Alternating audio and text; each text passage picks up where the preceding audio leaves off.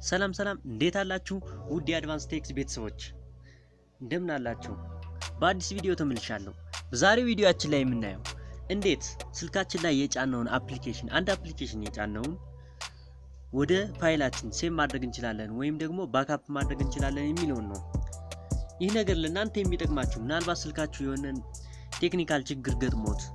ፋክቶሪ ዳታ ረስት ወይም ደግሞ ሪስቶር ማድረግ ብትፈልጉ ስልካችሁን አፕሊኬሽናችሁን የምትፈልጉትን አፕሊኬሽን ባክአፕ አድርጋችሁ ወደ ሜሞሪ ወይም ወደ ፍላሽ ሴቭ አድርጋችሁ መያዝ ሊጠበቅባችሁ ይችላል ማለት ነው ይሄንን ለማድረግ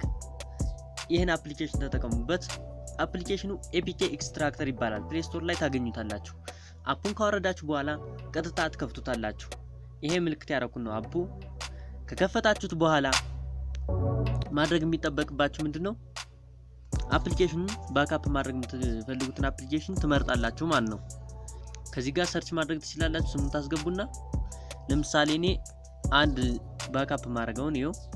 ለርን ሲኤስኤስ የሚለውን ባክአፕ ማድረግ አንዴ ታፕ ማድረግ ወይም መንካት ብቻ ነው የሚጠበቅባችሁ አሁን ኤክስትራክት አድርጎ ጨርሶታል ማለት ነው ከዛ ፋይል ማናጀራችሁ ጋር ገብታችሁ ፎን ስቶሬጅ ትገባላችሁ ኤክስትራክትድ ኤፒኬስ የሚል ትፈልጋላችሁ ከዛ ውስጥ ይሄው በፎልደር ነው ለርን ሲኤስኤስ ይላል እዚህ ስገባ አፕሊኬሽን ያገኘዋለሁ ማለት ነው ከዚህ በኋላ ወደ ሜሞሪ ኮፒ አድርጋችሁ ወይም ደግሞ ወደ ፍላሽ ኮፒ አድርጋችሁ መያዝ ትችላላችሁ ማለት ነው ቪዲዮን ከወደዳችሁት ላይክ እንዲሁም የቻናሌ ቤተሰብ መሆን ከፈለጋችሁ ሰብስክራይብ ያድርጋችሁ ባይ ባይ ይመቻችሁ